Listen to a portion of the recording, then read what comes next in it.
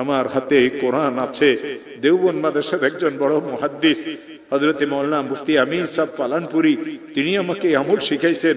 তিনি আমাকে এই কথা বলেছিলেন, মাওলানা যখন এই আমল শিখেছি নিজের জন্য, বিপদগ্রস্ত আত্মীয় স্বজনের জন্য, যখন এই আমল আমি করেছি, আল্লাহর কসম এর ফলাফল আল্লাহ আমাকে হাতে হাতে দিয়েছে। ও আমার প্রিয় ভাইয়েরা, শিখার পরে আমি নিজেও এই আমল করেছি। এই কোরআনে করিমকে মাথায় নিয়ে বলি, এই কোরআনে করিমকে মাথায় নিয়ে বলি, এই কোরআনে করিমকে মাথায় নিয়ে বলি, এই কোরআনে করিমকে খুলিয়ে কলিজার সাথে মিলেই বলি, আমার মাওলার নামে কসম করিয়ে বলি, যতবার আমি এই আমল করেছি নিজের জন্য, বিপদগ্রস্ত আত্মীয় স্বজনের জন্য, খোদার কসম প্রত্যেকবার আল্লাহ আমাকে এর ফলাফল হাতে হাতে দিয়েছে। এই জন্য আমি বিপদগ্রস্ত মুসলমানদেরকে এই আমল শিখাই দেই।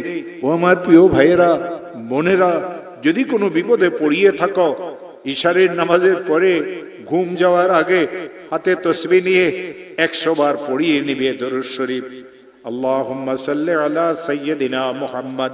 499 বার, একবার কম 500 বার পড়তে হবে। লা হাওলা ওয়ালা কুওয়াতা ইল্লা বিল্লাহ, লা হাওলা ওয়ালা কুওয়াতা ইল্লা বিল্লাহ, লা হাওলা ওয়ালা কুওয়াতা ইল্লা বিল্লাহ।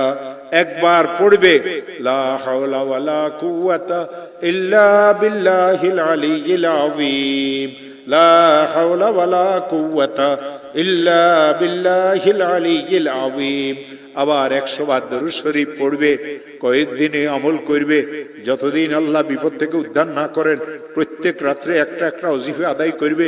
আল্লাহর কসম খেয়ে বলিয়ে যায়, আল্লাহর কসম খেয়ে বলিয়ে যায়, যত বড় বিপদ হোক আল্লাহ আপনাকে ওই বিপদ থেকে উদ্ধার করে দিবে।